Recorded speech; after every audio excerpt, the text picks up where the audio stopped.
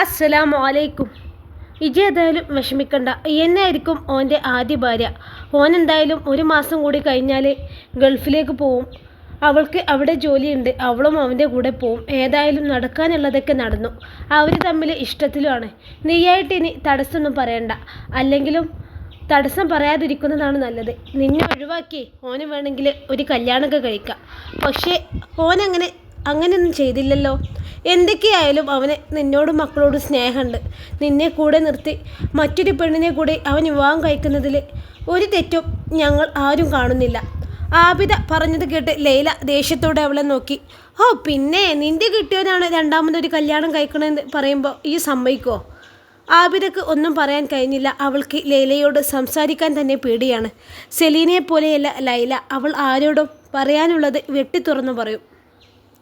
അതല്ലല്ലോ ഇപ്പോൾ ഇവിടുത്തെ കാര്യം. ഞാൻ അങ്ങനെ പറഞ്ഞതാ. ജമാലിന് അങ്ങനെ ഒരു ഇഷ്ടം തോന്നിപ്പോയി. ആ പെണ്ണാണെങ്കിൽ കൂടെ ഇറങ്ങി വരികയും ചെയ്യും. വെറുതെ ഹറാമാക്കുന്നതിൽ നല്ലത് കല്യാണം കഴിച്ച് ഹലാലാക്കുന്നതല്ലേ. അങ്ങനെയാണെങ്കിൽ ആർക്കൊരു മാനക്കേടുമില്ല. 2ഉം 3ഉം കല്യാണം കഴിക്കുന്നത് നമ്മുടെ കൂട്ടത്തിലൊരു തെറ്റൊന്നുമല്ലല്ലോ. പിന്നെ അല്ലാതെ തെറ്റ് തന്നെയാണ്, ലൈല വാശിയോടെ പറഞ്ഞു. ഭാര്യ പൂർണ്ണ ആരോഗ്യത്തോടെ ജീവിച്ചിരിക്കെ ഒരു പുരുഷൻ അവളുടെ അനുവാദമില്ലാതെ മറ്റൊരു സ്ത്രീയെ കല്യാണം കഴിക്കുന്നത് തെറ്റ് തന്നെയാണ്. അങ്ങനെ മതം പറഞ്ഞിട്ടുണ്ടെന്ന് ഞാൻ വിശ്വസിക്കുന്നില്ല ആബിദ. അതൊക്കെ ശരി തന്നെ ആയിരിക്കും. ഇനിയിപ്പോൾ എന്ത് ചെയ്യാം? എൻ്റെ മോനെ അങ്ങനെ ഒരു തെറ്റ് പറ്റി. ഞങ്ങളെല്ലാവരും അത് അംഗീകരിച്ച് കൊടുക്കുകയും ചെയ്തു. ഇവിടെ എത്ര ആണുങ്ങൾ ആരും അറിയാതെ ഓരോ പെണ്ണുങ്ങളെ പല സ്ഥലത്തും താമസിക്കുന്നു. എൻ്റെ ജമാൽ അങ്ങനെയൊന്നും ചെയ്തില്ലല്ലോ. അവന് ഇഷ്ടം തോന്നിയ ഒരു പെണ്ണിനെ കൂടി അവൻക്ക് കല്യാണം കഴിക്കണമെന്ന് പറഞ്ഞു. ഞാനത് സമ്മതിക്കുകയും ചെയ്തു. ഇനിയിപ്പോൾ അതിനെക്കുറിച്ച് ഒരു ചർച്ച ഈ വീട്ടിൽ വേണ്ട. താല്പര്യമില്ലാത്തവർക്ക് ഇവിടുന്ന് ഇറങ്ങിപ്പോവാം. അല്ലാത്തവർക്ക് ഇവിടെ നിൽക്കുകയും ചെയ്യാം. ഈ 2 കുട്ടികളെയും കൊണ്ട് അവൾ എങ്ങോട്ട് പോവും ഉമ്മ അത് പറ. ലൈലയുടെ ചോദ്യം കേട്ട് നബീസ് അവളെ സൂക്ഷിച്ചു നോക്കി. ലൈലയോട് വഴക്കുണ്ടാക്കിയിട്ട് കാര്യമില്ല എന്ന് അവർക്ക് അറിയാമായിരുന്നു. തൻ്റെ കുത്തിത്തിരിപ്പൊന്നും അവളുടെ അടുത്ത് ചിലവാകില്ല. അതൊന്നും എനിക്കറിയില്ല. അവളോട് ഇറങ്ങിപ്പോവാൻ ഇപ്പോൾ ആരാ പറഞ്ഞത്? നല്ല ഒരാളാണെങ്കിലേ ഇപ്പോൾ അവളെ കൂടെ നിൽക്കുകയാണ് വേണ്ടത്.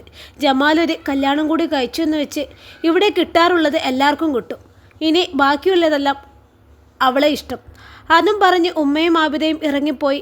അടുക്കളയിൽ അവർ 3 പേരും മാത്രം ബാക്കിയായി. അപ്പോൾ എന്നെ ആർക്കും വേണ്ടാതായി അല്ലേ കണ്ണീരോടെ സാബി ചോദിച്ചു. 2 പേർക്കും അതിന് മറുപടിയൊന്നും ഉണ്ടായില്ല. എനിക്ക് പോവാനൊരു ഇടമില്ലാന്ന് എല്ലാവർക്കും അറിയാം. അപ്പോൾ പിന്നെ എനിക്കിവിടെ തന്നെ നിൽക്കാതെ പറ്റൂലല്ലോ. ജമാലിക്ക എന്നോട് ഇങ്ങനെ ചെയ്യുമെന്ന് ഞാൻ ഒരിക്കലും കരുതിയതല്ല. ഏതായാലും അദ്ദേഹത്തിന് അതാണ് സന്തോഷമെങ്കിൽ അങ്ങനെ ചെയ്യട്ടെ. എനിക്ക് എതിർപ്പൊന്നുമില്ല. പക്ഷെ അവളെ കല്യാണം കഴിച്ച് ഇങ്ങോട്ട് കൊണ്ടുവരാൻ പാടില്ല. അവർ വേറെ എവിടെയെങ്കിലും പോയി സന്തോഷത്തോടെ ജീവിക്കട്ടെ. ഇങ്ങോട്ട് വരണമെന്ന് തോന്നിയാൽ ഒറ്റയ്ക്ക് വന്നാൽ മതിയല്ലോ. എൻ്റെ കൺമുന്നിൽ വെച്ച് ഇഷ്ടമില്ലാത്ത ഒരു കാര്യം കാണണ്ടല്ലോ. ഹൃദയം പൊട്ടിയാണ് സാബി അത് പറയുന്നതെന്ന് 2 പേർക്കും മനസ്സിലായി. അവൾ മനസ്സുകൊണ്ട് താല്പര്യമില്ലെങ്കിൽ പോലും അത് അംഗീകരിച്ചു കഴിഞ്ഞു. അതല്ലാതെ അവൾക്ക് മറ്റൊരു വഴിയുമില്ല. അവൾക്ക് 2 കുഞ്ഞുങ്ങളുണ്ട്. കൂടാതെ അവൾ ഇപ്പോൾ ഗർഭിണിയുമാണ്. ഈ ഒരു അവസ്ഥയിൽ വഴക്ക് കൂടി അവൾക്ക് എവിടെയും പോകാനില്ല. ചത്തതിന് തുല്യമായി ഇവിടെ എങ്ങനെ ജീവിച്ചാൽ കുട്ടികളുടെ കാര്യമെങ്കിലും എന്തെങ്കിലും നടക്കും. അവളുടെ സങ്കടം മനസ്സിലായതും അവർ 2 പേരും മുഖത്തോട് മുഖം നോക്കി. എന്തായാലും ഇങ്ങോട്ട് കൊണ്ടുവരാൻ സാധ്യത കുറവാണ്. 1 മാസം മാത്രമാണല്ലോ ലീവുള്ളത്. അതൊന്നും എന്നോട് ആരും പറഞ്ഞിട്ടില്ല. കുറച്ച് കാലമായിട്ട് ജമാലിക്ക് എന്നോട് മിണ്ടാറ് കൂടില്ല.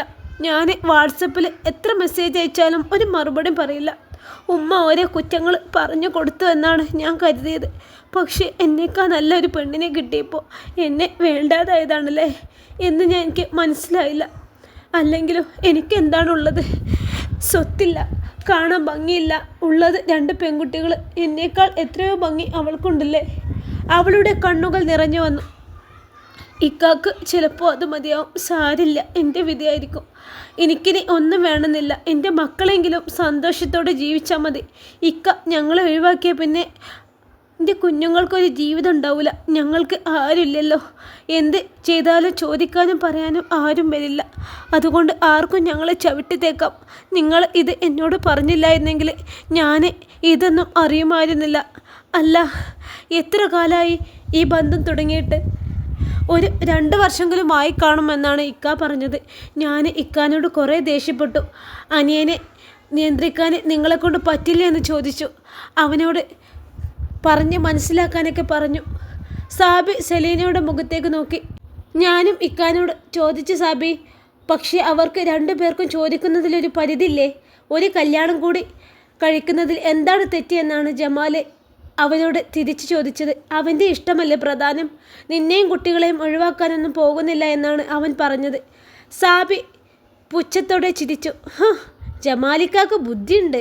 ഇപ്പോൾ ഇവിടുത്തെ ഉമ്മാക്കും നല്ല ബുദ്ധിയുണ്ട്. ഇനിയും മക്കളെ ഒഴിവാക്കിയാലേ ചിലപ്പോൾ നഷ്ടപരിഹാരം തരേണ്ടി വരും. കേസിന് പോയാൽ ചിലപ്പോൾ മാസാമാസം ഞങ്ങൾക്ക് ചിലവിന് തരേണ്ടി വരും. പിന്നെ ഞാനിവിടെ ഇല്ലെങ്കിൽ ഉപ്പയുടെ കാര്യം നോക്കാനും വീട്ടുജോലി ചെയ്യാനും ആരെങ്കിലൊക്കെ വിളിക്കേണ്ടി വരും. ഗൾഫുകാരി മരുമോള് ഉമ്മയുടെ ആട്ടും തൊപ്പും സഹിച്ച് ഇവിടെ നിൽക്കുമെന്ന് എനിക്ക് തോന്നുന്നില്ല. അപ്പോൾ പിന്നെ എന്നെ ഇവിടെ നിർത്തുന്നത് തന്നെയാണ് നല്ലത്. അങ്ങനെയാണെങ്കിലേ ജോലി ചെയ്യാൻ ആളായി, ഉപ്പയുടെ കാര്യം നോക്കാനും ആളായി, 10ൻ്റെ പൈസ കൊടുക്കുകയും വേണ്ടല്ലോ. അതൊക്കെ ഒരു ഉത്തമ ഭാര്യയുടെ ചുമതലയാണല്ലോ. ലൈലയും സെലീനയും അമ്പരപ്പോടെ അവളെ നോക്കി നിന്നു. അവൾക്ക് ഇങ്ങനെ സംസാരിക്കാൻ കഴിയുമെന്ന് അവർ സ്വപ്നത്തിൽ പോലും പ്രതീക്ഷിച്ചില്ല. സാരില്ല, എല്ലാം എൻ്റെ വിധി, അല്ലാതെ എന്തു പറയാ? സാബി കൈകൾ കൊണ്ട് കണ്ണുനീർ തുടച്ചു. കരഞ്ഞിട്ട് കാര്യമില്ല എന്നറിയാം, പക്ഷെ എന്ത് ചെയ്യാനാ? അറിയാതെ കരഞ്ഞു പോവുകയാണ്. ഇത്ത എനിക്കൊരു ഉപകാരം ചെയ്യണം. സാബി പതിയെ ലൈലയുടെ കൈകൾ ചേർത്ത് പിടിച്ചു. എനിക്ക് പറയാൻ ആരുമില്ല, സ്വന്തം പറയാൻ. സ്വന്തം ഇത്തയുടെ സ്ഥാനത്താണ് ഞാൻ നിങ്ങളെ കണ്ടിട്ടുള്ളത്. ചിലപ്പോൾ എനിക്ക് ഇവിടെ നിന്നും ഇറങ്ങേണ്ടി വരുമെന്ന് എൻ്റെ മനസ്സ് പറയുന്നു. അങ്ങനെയാണെങ്കിൽ എനിക്കും എൻ്റെ മക്കൾക്കും താമസിക്കാൻ ഒരു സ്ഥലവും ഒരു ചെറിയ ജോലിയും സംഘടിപ്പിച്ച് തരാൻ ഇത്തയുടെ ആങ്ങളമാർക്ക് കഴിയില്ലേ? അവരൊക്കെ ഒരുപാട് എത്തിങ്കാനങ്ങൾക്ക് സഹായം നൽകുന്നവരല്ലേ? അവിടെ എവിടെയെങ്കിലും ഞങ്ങൾക്കും ഒരു സ്ഥലം ഉണ്ടാവോ? എൻ്റെ പ്രസവം നടക്കുന്നത് വരെയെങ്കിലും ഞങ്ങൾക്ക് താമസിക്കണമല്ലോ. എന്തെങ്കിലും ഒരു ജോലി ആവുന്നതുവരെയെങ്കിലും പേടിക്കാതെ കഴിയണമല്ലോ. ലൈല പതിയെ അവളെ തൻ്റെ ദേഹത്തേക്ക് ചേർത്ത് പിടിച്ചു. അങ്ങനെയൊന്നും സംഭവിക്കില്ല സാബി, അങ്ങനെ സംഭവിക്കാൻ ഞങ്ങൾ സമ്മതിക്കില്ല. നീ പേടിക്കുന്നത് പോലെ ഒന്നും ഉണ്ടാവില്ല, എല്ലാം ശരിയാവും. ഞങ്ങൾ 2 പേരും നിൻ്റെ കൂടെ ഉണ്ടാവും. ഞങ്ങളുടെ ഇക്കമാർക്കും ജമാലിൻ്റെ ഈ പരിപാടിയോട് ഒട്ടും താല്പര്യമില്ല. ഈ പേടിക്കണ്ട. ഈ നാട്ടിലെ നിയമം കോടതിയൊക്കെ ഉണ്ടല്ലോ, പള്ളിക്കമ്മിറ്റിയുണ്ട്, കൂടാതെ ഉപ്പയും ജീവിച്ചിരിപ്പുണ്ടല്ലോ. നമുക്ക് കുടുംബക്കാർ വഴി നോക്കാം. അങ്ങനെ നിന്നെയും മക്കളെയും അനാഥരാക്കി ഇവിടെ ആരും ഞെളിഞ്ഞു നടക്കാൻ ഞാൻ സമ്മതിക്കില്ല. സാബി പതിയെ മന്ദഹസിച്ചു. ഇനി വരുന്നത് വരട്ടെ എന്ന് അവൾ കരുതി. മരിക്കാൻ ഭയം അവൾക്കുണ്ടായിരുന്നില്ല. എന്നാലും തനിക്കെന്തെങ്കിലും സംഭവിച്ച തൻ്റെ 2 മക്കൾക്കും ആരും ഉണ്ടാവില്ല എന്ന് അവളുടെ മനസ്സിലാരോ മന്ത്രിച്ചു.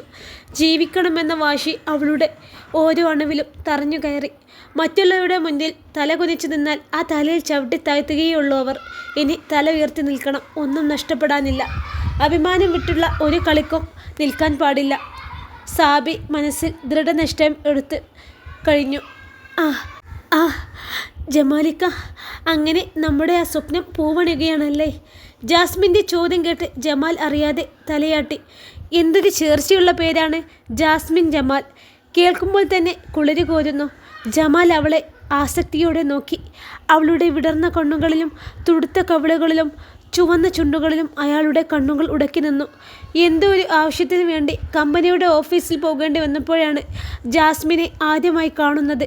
4-5 സൗദി സ്ത്രീകളുടെ ഇടയിലായി അവരെക്കാൾ ഭംഗിയുള്ള മുഖം കണ്ടപ്പോഴാണ് ശ്രദ്ധിച്ചത്. സംസാരം കേട്ടപ്പോൾ മലയാളിയാണെന്ന് തോന്നി.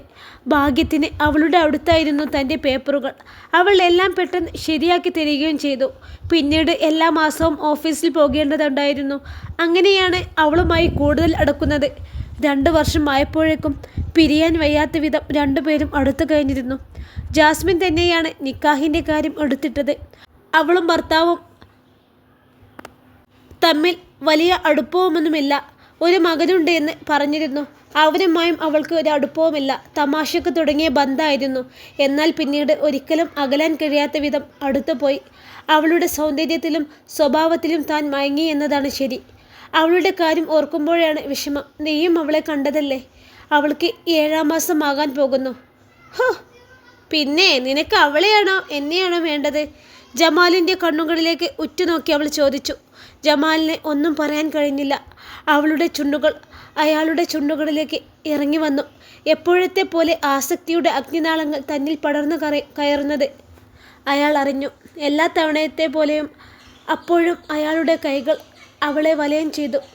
നിന്നെ നിന്നെ ഞാൻ അയാൾ ഭ്രാന്തമായി പറഞ്ഞു. ജാസ്മിൻ അയാളുടെ കണ്ണുകളിലേക്ക് നോക്കി. നിന്നെ ഞാൻ എത്രമാത്രം സ്നേഹിക്കുന്നുണ്ട് എന്നറിയാമോ? കണ്ടപ്പോൾ തന്നെ ഇതാണ് നിന്റെ പുരുഷനെന്ന് ആരോ എൻ്റെ മനസ്സിൽ മന്ത്രിക്കുന്നത് ഞാൻ കേട്ടു. എൻ്റെ ആദ്യത്തെ കല്യാണവും നിന്റെ ആദ്യത്തെ കല്യാണവുമെല്ലാം പടച്ചവൻ്റെ കളികൾ മാത്രമായിരുന്നു ജമാൽ. നിന്റെ വാരിയിൽ കൊണ്ടാണ് എന്നെ ഉണ്ടാക്കിയത്. ശരിക്കും നമ്മൾ തമ്മിലായിരുന്നു ചേരേണ്ടിയിരുന്നത്. പടച്ചോൻ്റെ വിധി കൊണ്ട് നമ്മൾ ഒരിക്കലും ചേരാത്ത ബന്ധങ്ങളിൽ പെട്ടുപോയി എന്നേയുള്ളൂ. ജമാൽ ഒരു വിഡ്ഢിയെപ്പോലെ തലയാട്ടി. എത്രയും പെട്ടെന്ന് തന്നെ നമുക്ക് നമ്മുടെ നിക്കാഹ് നടത്തണം ജമാൽ. പറ്റിയാൽ നാളെ തന്നെ. എനിക്ക് ആരെയും വിളിക്കാനില്ല. നിനക്ക് വേണ്ടവരെയെല്ലാം വിളിച്ചോ. എനിക്കും ആരെയും വിളിക്കാനില്ല ജാസ്മിൻ. നമുക്ക് രണ്ടു പേർക്കും നമ്മൾ മാത്രം മതി.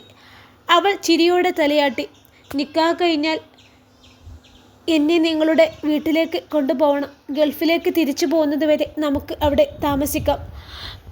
അത് വേണോ? സംശയത്തോടെ ജമാൽ ചോദിച്ചു. നമുക്ക് ആരും അറിയാതെ വേറെ എവിടെയെങ്കിലും താമസിക്കുന്നതല്ലേ ജാസ്മിൻ നല്ലത്? അവിടെയാവുമ്പോൾ ഒരുപാട് പേരോട് സമാധാനം പറയേണ്ടി വരും. നാട്ടുമ്പുറമല്ലേ, നമുക്ക് ടൗണിൽ എവിടെയെങ്കിലും ഫ്ലാറ്റ് എടുത്ത് താമസിക്കാം. അതൊന്നും വേണ്ട, ജാസ്മിൻ പെട്ടെന്ന് പറഞ്ഞു. കല്യാണം കഴിഞ്ഞാലേ താമസിക്കേണ്ടത് ഭർത്താവിൻ്റെ വീട്ടിലാണ്. നിങ്ങൾക്ക് നല്ലൊരു വീടുണ്ടല്ലോ, നമുക്ക് അവിടെ തന്നെ താമസിക്കണം. അല്ലെങ്കിൽ എനിക്ക് സമാധാനം ഉണ്ടാവില്ല. അവിടെ സാബിയും കുട്ടികളും ഉണ്ടല്ലോ, അവരുമായി നിനക്ക് ഒത്തുപോകാൻ കഴിയില്ല ജാസ്മിനെ. ജാസ്മിൻ്റെ കണ്ണുകൾ ചുവന്നു വന്നു. അവൾ അല്പം ദേഷ്യത്തോടെ അയാളെ നോക്കി. അപ്പോൾ അവളെയും എന്നെയും ഒരേപോലെ കൊണ്ടുപോകാനാണല്ലേ നിങ്ങളെ പ്ലാന്? അയാൾ അറിയാതെ തലയാട്ടി. അവൾ ദേഷ്യത്തോടെ അയാളെ തള്ളിമാറ്റി. അതൊന്നും നടക്കില്ല. ഞങ്ങളെ രണ്ടുപേരും ഒരു വീട്ടിൽ താമസിച്ചാലേ ശരിയാവില്ല. അതാണ് ഞാൻ പറഞ്ഞത് മുത്തേ. ജമാൽ അവളെ ആലിംഗനം ചെയ്യാൻ ശ്രമിച്ചു. എന്നാൽ ജാസ്മിൻ അയാളെ തള്ളിമാറ്റി. അതാണ് ഞാൻ പറഞ്ഞത്, നമുക്ക് എവിടെയെങ്കിലും ഒരു ഫ്ലാറ്റ് എടുത്ത് ഇവിടെ താമസിക്കാമെന്ന്. ഇനി കഷ്ടിച്ച് ഒരു മാസം കൂടെയല്ലേ ഉള്ളൂ. അത് കഴിഞ്ഞാൽ പിന്നെ നമ്മൾ രണ്ടുപേരും അങ്ങോട്ട് പോവുകയല്ലേ. പിന്നെ കുഴപ്പമൊന്നുമില്ലല്ലോ. അതൊന്നും ശരിയാവില്ല ജമാൽ. അവളുടെ മുഖം ദേഷ്യത്താൽ ചുവന്നു തുടർത്തു. അന്ന് നീ സൗദിയിൽ വെച്ച് എന്നോട് എന്താ പറഞ്ഞത്? നീ പറഞ്ഞതൊക്കെ എനിക്ക് നല്ലതുപോലെ ഓർമ്മയുണ്ട് ജമാൽ. പറഞ്ഞ വാക്ക് പാലിക്കാനുള്ള സമയമാണിപ്പോൾ. ഞാൻ പറഞ്ഞ വാക്കെല്ലാം ഞാൻ പാലിച്ചു. ഇനി നിൻ്റെ സമയമാണ്. എന്നെ പറ്റിച്ച് കടന്നു കളയാന്ന് നീ കരുതണ്ട. ഈ നാട്ടിലെ കോടതി നിയമവും എല്ലാം ഉണ്ട്. ഞാൻ പറഞ്ഞില്ല എന്ന് വേണ്ട. ഞാൻ ആരെയും പറ്റിച്ചിട്ടില്ല, പറ്റിക്കാൻ ഉദ്ദേശിച്ചിട്ടില്ല. നിങ്ങൾ രണ്ടുപേരും അവിടെ താമസിച്ചാൽ ശരിയാവില്ല എന്ന് മാത്രമേ ഞാൻ പറഞ്ഞുള്ളൂ. എനിക്ക് രണ്ടാം ഭാര്യ ആവാൻ ഒട്ടും സമ്മതമില്ല. ഞാനെല്ലാം ഉപേക്ഷിച്ചാണ് വന്നത്. നിങ്ങളും അതുപോലെ ആയിരിക്കണം. നമ്മുടെ നിക്കാഹ് നടക്കണമെങ്കിൽ നീ ആദ്യം അവിടെ ഒഴിവാക്കണം. അല്ലെങ്കിൽ നമ്മുടെ നിക്കാഹിന് നിയമസാധുതയില്ല. അങ്ങനെ തന്നെ ആയിരുന്നല്ലോ നമ്മുടെ കരാർ. നാട്ടിലെത്തിയപ്പോൾ എന്താണ് ഒരു മാറ്റം? പറഞ്ഞ വാക്ക് പാലിക്കാതെ നമ്മുടെ കാര്യം നടക്കില്ല. നമ്മുടെ കാര്യം നടന്നില്ലെങ്കിൽ എന്താണ് സംഭവിക്കുക എന്ന് നിനക്കറിയാമല്ലോ. സൗദിയിലേക്ക് വന്നാൽ നീ കുടുങ്ങും. ഞാൻ പറഞ്ഞില്ല എന്ന് വേണ്ട. ഇനി അങ്ങോട്ട് വന്നില്ലെങ്കിലും നിൻ്റെ പേരിൽ അവിടെ ഒരു കേസ് കൊടുക്കാൻ എനിക്ക് കഴിയും. പിന്നെ നീ ഇതുവരെ ഉണ്ടാക്കിയ പണം എല്ലാം ചെലവഴിച്ചാലും കേസിൽ നിന്ന് നിനക്ക് രക്ഷപ്പെടാൻ കഴിയില്ല. നീ എന്താണ് ഇങ്ങനെയൊക്കെ സംസാരിക്കുന്നത്? കുറച്ച് പ്രാക്ടിക്കലായി ചിന്തിക്കൂ. 2 കുട്ടികളെയും കൊണ്ട് ഗർഭിണിയായി അവൾ എങ്ങോട്ട് പോവും? അതൊക്കെ നീയല്ലേ ആദ്യം ചിന്തിക്കേണ്ടത്. 2 തോണിയിലും കാല് വെച്ചുള്ള പരിപാടി എൻ്റെ അടുത്ത് നടക്കില്ല. എൻ്റെ എല്ലാ സ്വഭാവം നിനക്കറിയാം. ഒന്നും ഷെയർ ചെയ്യുന്നത് എനിക്ക് താല്പര്യമില്ല. അത് ഞാൻ ഉപയോഗിക്കുന്ന സോപ്പാണെങ്കിലും ഭർത്താവാണെങ്കിലും. ജമാലിന് കാര്യങ്ങൾ കൈവിട്ടു പോവുകയാണെന്ന് മനസ്സിലായി. ജാസ്മിൻ പിടിവാശിക്കാരിയാണ്. അവൾക്ക് വേണമെങ്കിൽ തന്നെ സൗദിയിൽ ലോക്ക് ചെയ്യാൻ കഴിയും. അവളുടെ സഹായം കൊണ്ട് മാത്രമാണ് തനിക്ക് അവിടെയുള്ള പ്രശ്നങ്ങൾ ക്ലിയർ ചെയ്യാൻ കഴിഞ്ഞത്. സത്യത്തിൽ താൻ അവിടെ ജയിലിൽ പോകേണ്ടതായിരുന്നു. ജാസ്മിൻ വിചാരിച്ചാൽ ഇനിയും അത് കഴിയും. ജ്യേഷ്ഠമ്മയുടെ കൂടെ കട നടത്തുമ്പോൾ കൂടുതൽ ലാഭത്തിന് വേണ്ടി മറ്റൊരു ബിസിനസ് തുടങ്ങാൻ നോക്കിയതാണ് പ്രശ്നമായത്. ഇല്ലെങ്കിൽ സമാധാനത്തോടെ കടയിൽ നിന്നാൽ മാത്രം മതിയായിരുന്നു. ജീവിക്കാനും അതിന് അപ്പുറത്തുള്ള വരുമാനം ഇപ്പോഴും കടയിൽ നിന്ന് ലഭിക്കുന്നുണ്ട്. ഇനിയൊന്നും ആലോചിച്ചിട്ട് കാര്യമില്ല എന്ന് അയാൾക്ക് മനസ്സിലായി. ജാസ്മിൻ, ഞാനെന്ത് വേണമെന്നാണ് നീ ഇപ്പോൾ പറയുന്നത്? ദേഷ്യം മനസ്സിൽ അടക്കി പിടിച്ചുകൊണ്ട് അയാൾ ചോദിച്ചു. ഈ ചോദിച്ചത് സാബിയായിരുന്നെങ്കിൽ താൻ അവളുടെ കവിൾ അടിച്ചു പൊളിക്കുമായിരുന്നു എന്ന് അയാൾ ഓർത്തു. സാബി പക്ഷെ ഇങ്ങനെയൊന്നും ചോദിക്കില്ലല്ലോ എന്ന് അപ്പോഴാണ് അവൾ ഓർക്കുന്നത്. ജാസ്മിനെ അപേക്ഷിച്ച് നോക്കുമ്പോൾ അവൾ പാവമാണ്. നീ എന്നോട് പറഞ്ഞ വാക്ക് പാലിക്കണം. അന്ന് ഞാൻ ഫ്ലാറ്റിൽ വെച്ച് പറഞ്ഞത് ഓർമ്മയില്ലേ? സാബിയെ നിനക്ക് ഇഷ്ടമല്ല എന്നാണ് നീ എന്നോട് പറഞ്ഞത്. നിന്റെ ആഗ്രഹങ്ങളൊന്നും സാധിച്ചു തരാൻ അവളെക്കൊണ്ട് കഴിയില്ല എന്നാണ് പറഞ്ഞത്. കിടപ്പറയിൽ അവൾ പരാജയമാണ് എന്ന് നീ പറഞ്ഞത് ഞാൻ വിശ്വസിച്ചു. ഭർത്താവിൽ നിന്നും വിവാഹമോചനം നേടാൻ വേണ്ടി കാത്തിരിക്കുന്ന എന്നെ നീ വലയിൽ വീഴ്ത്തി. നിന്നെ എനിക്കിഷ്ടമായിരുന്നു. ആ ഒരൊറ്റ കാരണം കൊണ്ട് തന്നെ മറ്റൊരു മനുഷ്യന് മുന്നിൽ വീഴാത്ത ഞാൻ നിന്റെ മുന്നിൽ വീണു. എൻ്റെ ഭർത്താവ് മാത്രം ആസ്വദിച്ച എൻ്റെ എല്ലാം ഞാൻ നിനക്ക് തന്നു. സാബിയെ ഒഴിവാക്കി നീ എന്നെ കല്യാണം കഴിക്കാമെന്ന വാക്കും നീ തന്നിരുന്നു. സാബിയെ ഒഴിവാക്കുമെന്ന് തന്നെയാണ് അന്ന് നീ എന്നോട് പറഞ്ഞത്. അല്ലാതെ രണ്ടുപേരെയും ഒരുമിച്ച് കൊണ്ടുപോവാമെന്നൊന്നും പറഞ്ഞില്ല. അങ്ങനെയായിരുന്നെങ്കിലേ ഈ ബന്ധത്തിന് ഞാനിപ്പോൾ സമ്മതിക്കില്ലായിരുന്നു. ഞാനിപ്പോൾ എൻ്റെ ഭർത്താവിനെയും മകനെയും ഉപേക്ഷിച്ചാണ് വന്നത്. ഇനി നീയും നിൻ്റെ ഭാര്യയെയും മക്കളെയും ഉപേക്ഷിക്കണം. അവളെ നീ ത്വലാക്ക് ചെല്ലണം. എന്നിട്ട് എന്നെ നിക്കാഹ് കഴിച്ച് നിൻ്റെ വീട്ടിലേക്ക് കൊണ്ടുപോകണം. ജമാലിന് ഒന്നും പറയാൻ കഴിഞ്ഞില്ല. ജാസ്മിൻ തന്നെ വരിഞ്ഞു മുറുക്കുകയാണെന്ന് അയാൾക്ക് തോന്നി. നീ അവളെ ത്വലാക്ക് ചെല്ലില്ലേ? ഒരു വിഡ്ഢിയെപ്പോലെ ജമാൽ തലയാട്ടി. അവൾ പറഞ്ഞത് അനുസരിച്ചില്ലെങ്കിൽ അതോടെ തൻ്റെ നാശത്തിൻ്റെ തുടക്കമായിരിക്കുമെന്ന് അയാൾക്ക് അറിയാമായിരുന്നു. താൻ ഉപേക്ഷിച്ചാൽ തൻ്റെ ഭാര്യയും മക്കളും എങ്ങനെ ജീവിക്കുമെന്നതുപോലും അപ്പോൾ അയാളുടെ മനസ്സിലേക്ക് കടന്നു വന്നില്ല. സാബി ഭയപ്പെട്ടതുപോലെ തന്നെ സംഭവിക്കാൻ തുടങ്ങുകയായിരുന്നു. ഉറപ്പാണല്ലോ അല്ലേ? നീ അവളെ ഡൈവേഴ്സ് ചെയ്യൂലേ? പിന്നീട് വാക്കൊന്നും മാറ്റി പറയരുത് കേട്ടോ. എനിക്കൊരു കുഴപ്പമുണ്ട്. ആരെങ്കിലും എന്നോട് ഒരു വാക്ക് പറഞ്ഞാലേ മരിക്കുന്നത് വരെ അത് ഞാൻ മറക്കില്ല. അതാണ് ഈ ജാസ്മിൻ. ഇക്കാര്യത്തിൽ ഞാൻ മാറ്റി പറയില്ല. നീ പറഞ്ഞത് തന്നെയാണ് സത്യം. ഇനി നീയാണല്ലോ എൻ്റെ ഭാര്യ. സാബിയെ ഞാൻ മൊഴി ചെല്ലാം. പക്ഷേ അവൾ ഗർഭിണിയാണ്. അതാണ് ഒരു കുഴപ്പം. അവളെ ഈ സമയത്ത് മൊഴി ചെല്ലിയാൽ നാട്ടുകാർ എന്ത് കരുതും? കുടുംബക്കാരും പള്ളിക്കമ്മിറ്റിക്കാരും എല്ലാവരും എനിക്കെതിരെ നിൽക്കും. ആ, അത് ശരിയാണ് നീ പറഞ്ഞത്. ജാസ്മിൻ പതിയെ തലയാട്ടി. ഈ പറഞ്ഞത് കാര്യമാണ്. അപ്പോൾ പിന്നെ അവളെ പ്രസവം കഴിയുന്നത് വരെ കാത്തു നിൽക്കേണ്ടി വരുമോ? അതല്ലേ നല്ലത്. തൽക്കാലം നമുക്ക് പെട്ടെന്ന് നിക്കാഹ് കഴിക്കാം.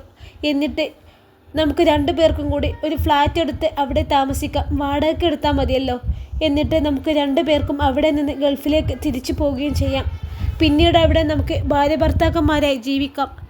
ഇവിടെ സാബിയുടെ പ്രസവം നടന്ന് കുട്ടിക്ക് 1 വയസ്സ് തികയുന്നതിന് മുമ്പ് നമ്മൾ തിരിച്ചു വരുമല്ലോ. അപ്പോഴേക്കും അവളെ ഒഴിവാക്കുകയും ചെയ്യാം. എന്താ, അങ്ങനെ ചെയ്താൽ പോരെ? ജമാൽ പ്രതീക്ഷയോടെ അവളെ നോക്കി. ജാസ്മിൻ അല്പസമയം ഒന്ന് ആലോചിച്ചു. എന്നിട്ട് പതിയെ പറയാൻ തുടങ്ങി. ആ, നീ പറഞ്ഞതൊക്കെ ന്യായം തന്നെയാണ്. ഈ സമയത്ത് അവളെ മൊഴി ചൊല്ലിയാലേ എല്ലാവരും നിങ്ങൾക്കെതിരെയാവും. പക്ഷെ അവളെ അവിടെ നിർത്താനും പറ്റില്ലല്ലോ. നമുക്കൊരു കാര്യം ചെയ്യാം. തൽക്കാലം അവൾ ആ വീട്ടിൽ തന്നെ നിൽക്കട്ടെ. നിക്കാഹ് കഴിഞ്ഞ് ഞാനും അവിടെ വരാം. റൂമുകൾ ഇഷ്ടം പോലെ ഉണ്ടല്ലോ. നിക്കാഹ് കഴിഞ്ഞാൽ ആ വീട്ടിൽ താമസിക്കണമെന്നാണ് എൻ്റെ ആഗ്രഹം. ആളുകൾ എന്ത് വേണമെങ്കിലും പറഞ്ഞോട്ടെ.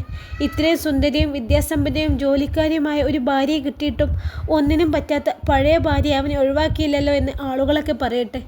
ജാസ്മിൻ പറയുന്നത് മുഴുവൻ തലയാട്ടി സമ്മതിക്കാൻ മാത്രമേ അയാൾക്ക് കഴിഞ്ഞുള്ളൂ. അല്ലാതെ അയാൾക്ക് മറ്റൊരു വഴിയും ഇല്ലായിരുന്നു.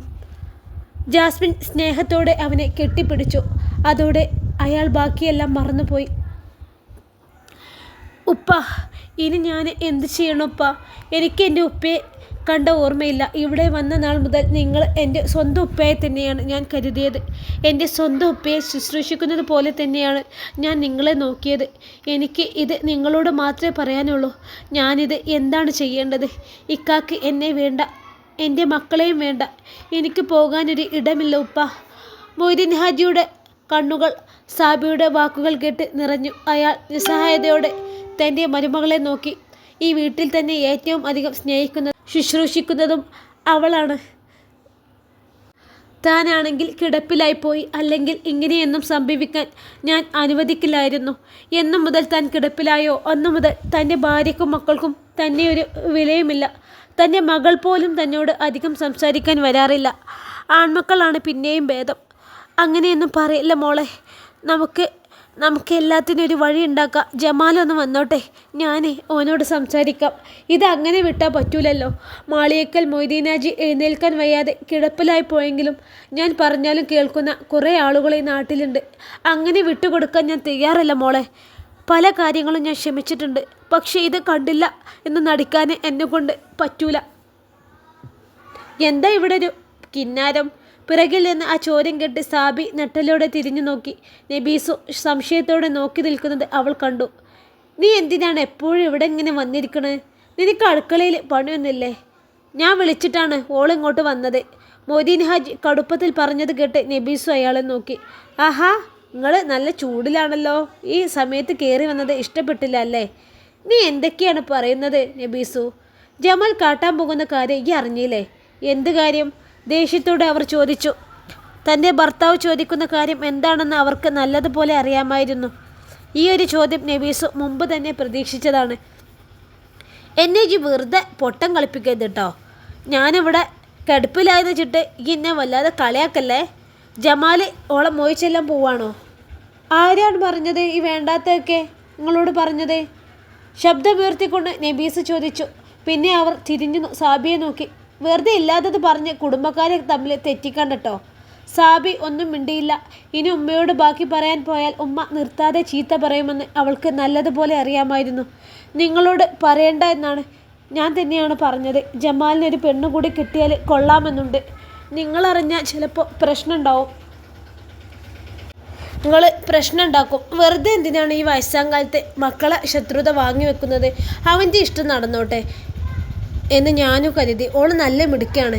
നമ്മുടെ ആണുങ്ങൾക്ക് 4 വരെ കെട്ടാന്നുണ്ടല്ലോ. അവന് കെട്ടിക്കോട്ടെ. അവൻ അന്തസ്സായിട്ട് നോക്കുകയും ചെയ്യും. അവനൊരു കല്യാണം കൂടി കഴിച്ചെന്ന് വെച്ച് ഇവിടെയുള്ള ആരെയും പറഞ്ഞേക്കാനൊന്നും പോകുന്നില്ല. ഇനി ആർക്കെങ്കിലും അത് ഇഷ്ടമല്ല എന്നുണ്ടെങ്കിൽ അവർക്ക് എവിടെ വേണമെങ്കിലും പോകാം. അല്ലാതെ സ്വന്തം ഇഷ്ടപ്രകാരം മാത്രമേ ഇവിടെ മറ്റുള്ളവരൊക്കെ ജീവിക്കാൻ പറ്റുമെന്ന് കരുതിയാൽ അതൊന്നും നടക്കണ കാര്യമല്ല. ഞാൻ നിന്നോട് കൂടിയാണ് പറഞ്ഞത് സാബി. അടുക്കളയിൽ പോയി ജോലി എന്താണെന്ന് വെച്ചാൽ ചെയ്യാൻ നോക്ക്. കല്ലി പിളർത്തുന്ന രാജകൽപ്പന പോലെയുള്ള വാക്കുകൾ കേട്ടപ്പോൾ സാബി ഒന്നും മിണ്ടാതെ പുറത്തേക്ക് പോയി. നബീസു തൻ്റെ ഭർത്താവിന് നേരെ തിരിഞ്ഞു. പിന്നെ ഇക്കാര്യത്തിൽ നിങ്ങൾ പ്രഷർ കൂട്ടൊന്നും വേണ്ട. പണ്ട് വയനാട്ടിൽ എസ്റ്റേറ്റ് പണിക്ക് പോയി അവിടെ ഒരു പെണ്ണ് കിട്ടിയത് ഞാൻ അറിഞ്ഞില്ല എന്നൊന്നും കരുതണ്ട. എന്നെക്കൊണ്ടേ പഴയ കഥകളൊന്നും നിങ്ങളൊന്ന് വിളമ്പിക്കണ്ട. മൊയ്തീൻ ഹാജി പതിയെ കണ്ണുകൾ അടച്ചു കിടന്നു. അയാൾക്ക് ഒന്നും പറയാനുണ്ടായിരുന്നില്ല. പണ്ടത്തെ ഓരോ കാര്യങ്ങൾ ഓർക്കുമ്പോൾ അയാൾക്ക് നല്ല വിഷമം തോന്നിയിരുന്നു. ഉസ്താദ് നിന്ന് മൂത്രയിച്ചാലേ കുട്ടികളെ മരത്തിൻ്റെ മുകളിൽ കയറി മൂത്രയിക്കും. നിങ്ങളല്ല മോനെ. 1 2 കല്യാണം കൂടി കഴിച്ചെന്ന് വെച്ച് ഒന്നും സംഭവിക്കാനില്ല. തന്തയുടെ പാരമ്പര്യം കാക്കണല്ലോ. നബീസു പിന്നെയും എന്തൊക്കെയോ പിറുപിറുത്തു കൊണ്ടിരുന്നു. ഭർത്താവ് ഒന്നും മിണ്ടുന്നില്ല എന്ന് കണ്ടപ്പോൾ അവർ സംസാരം നിർത്തി. പിന്നെ റൂമിന് പുറത്തേക്ക് പോയി. ആബിദ പുറത്ത് ഉമ്മയെ കാത്തിരിക്കുന്നുണ്ടായിരുന്നു. ജമാൽ വിളിച്ചിരുന്നു. ഉമ്മ ആദ്യമൊക്കെ സാബിയെ മോഹിച്ചെല്ലണമെന്ന് ആ പെണ്ണ് പറഞ്ഞല്ലോ. ജമാൽ അവൾക്ക് കാര്യങ്ങളൊക്കെ പറഞ്ഞു കൊടുത്തപ്പോൾ അവളൊന്ന് ഒതുങ്ങിയിട്ടുണ്ട്. എന്തായാലും നാളെ നിക്കാഹ് കഴിഞ്ഞാലേ അവർ നേരെ ഇങ്ങോട്ടായിരിക്കും വരുന്നത്. സാബിയോട് ഇക്കാര്യം പറയണ്ടട്ടാ. എല്ലാം വരുമ്പോൾ കണ്ടാൽ മതി. നബീസ് ഒന്ന് മൂളി. അവളെ ഒഴിവാക്കാൻ ഇതിലും നല്ല ഒരു അവസരം ഇനി കിട്ടില്ല. കുറച്ച് പൈസ കൊടുത്താൽ എവിടെയെങ്കിലും പോയി ജീവിച്ചോളും. അപ്പോൾ ഈ വീട്ടിലെ പണികളൊക്കെ ആര് നോക്കുമ്മ? അല്പം ദേഷ്യത്തോടെ ആബിദ ചോദിച്ചു. നബീസുവിന് ഒന്നും മിണ്ടാൻ കഴിഞ്ഞില്ല. ഉമ്മ എന്തായാലും ഒരു പണിയെടുക്കൂല, ജോലിക്ക് ആളെ വെക്കുകയില്ല. അപ്പോൾ പിന്നെ സാബി ഇവിടെ തന്നെ നിന്നോട്ടെ. വീട്ടുജോലികൾ ചെയ്യാനും ഉപ്പാനെ നോക്കാനൊക്കെ എന്തായാലും ഒരാൾ വേണമല്ലോ. ഒരു ആംബുലൻസിനെ വെക്കാമെന്ന് വെച്ചാൽ മിനിമം ഒരു 20,000 രൂപയെങ്കിലും കൊടുക്കണം. ഓരാണെങ്കിൽ ഒന്നും ചെയ്യൂല. അതിൽ നല്ല സാബി ഇവിടെ തന്നെ നിർത്തുന്നതല്ലമ്മ. ഏറിയാൽ 1 മാസമല്ലേ ജമാലും ഓൻ്റെ പുതിയ ഭാര്യ ഇവിടെ ഉണ്ടാവുള്ളൂ. അത് കഴിഞ്ഞാൽ ഗൾഫിലേക്ക് പോവില്ലേ. കൂട്ടത്തിൽ നമ്മളും ഉംറ ചെയ്യാൻ പോകണില്ലമ്മ. അപ്പൊക്കെ സാബി ഇവിടെ ഉണ്ടെങ്കിലേ ഉപ്പാൻ്റെ കാര്യം അവൾ നോക്കിക്കോളും. ഒരാളാവുമല്ലോ. ഉമ്മ എന്തിനാ അവളെ വെറുതെ പറഞ്ഞേക്കണേ? പിന്നെ അവൾക്ക് എവിടേക്കാ പോവാൻ അവൾക്ക് എവിടെയെങ്കിലും സ്ഥലമുണ്ടോ? ആ ശരിയാണ്, ഈ പറഞ്ഞത് ശരിയാ എന്നർത്ഥത്തിൽ നബീസു തലയാട്ടി. ഇതൊന്നും ഓളോട് പറയണ്ട. ആവശ്യം വരികയാണെങ്കിൽ നമുക്ക് ഒഴിവാക്കാം. തൽക്കാലം അവളെ ഇവിടെ നിർത്തുന്നതാണ് നമുക്ക് നല്ലത്. എന്നാലും എൻ്റെ ഇക്കയുടെ വീട്ടുകാരോടൊക്കെ എന്തു പറയുമെന്നാണ്. കഴിഞ്ഞ തവണ ഇവിടെ വന്നപ്പോൾ തന്നെ അവർക്ക് എന്തൊക്കെയോ സംശയങ്ങളുണ്ടായിരുന്നു. ഞാനത് മൈൻഡ് പോലും ചെയ്യാൻ പോയിട്ടില്ല. ഇക്കാര്യം കൂടി അറിയുമ്പോൾ പിന്നെ എനിക്ക് അവിടെ ഒരു വിലയും ഉണ്ടാവില്ല. അവരുടെ ആ സംസാരമെല്ലാം സാബി കേൾക്കുന്നുണ്ടായിരുന്നു. ആട്ടിവെച്ച വെളിച്ചെണ്ണ എടുക്കാൻ സ്റ്റോർ റൂമിലേക്ക് വന്നതായിരുന്നു അവർ. അപ്പോഴാണ് അവരുടെ ഈ സംസാരം അവൾ കേൾക്കുന്നത്. ഇതൊക്കെയാണ് അവളും പ്രതീക്ഷിച്ചതെങ്കിലും അവളുടെ വായിൽ നിന്ന് അത് കേട്ടപ്പോൾ അവൾക്ക് വല്ലാത്ത വിഷമം തോന്നി. നാളെ എവിടെ വെച്ചാണ് നിൽക്കാമെന്ന് പറഞ്ഞത്? അതൊന്നും ജമാൽ പറഞ്ഞിട്ടില്ലമ്മ. ഏതോ ഒരു ഉസ്താദിനെ കൊണ്ടുവന്ന് ആരും അറിയാതെ നിക്കാഹ് കഴിച്ച് നേരെ ഇങ്ങോട്ട് കൊണ്ടുവരാനാണ് ഓൻ്റെ പരിപാടി. ആ അതാണ് നല്ലത്. എന്നാലേ ആരും കാര്യം അറിയില്ലല്ലോ. അതൊക്കെ അറിയുമ്മ. കുടുംബക്കാർക്കൊക്കെ പലതും ചോദിക്കാനും പറയാനും ഉണ്ടാവും. അതൊന്നും കേട്ട് ഉമ്മ ഒന്നും പറയണ്ട. നബീസു പതിയെ തലയാട്ടി. ഓളെ കയ്യിൽ ഇഷ്ടം പോലെ സ്വർണ്ണമുണ്ട് എന്നാണ് കേട്ടത്.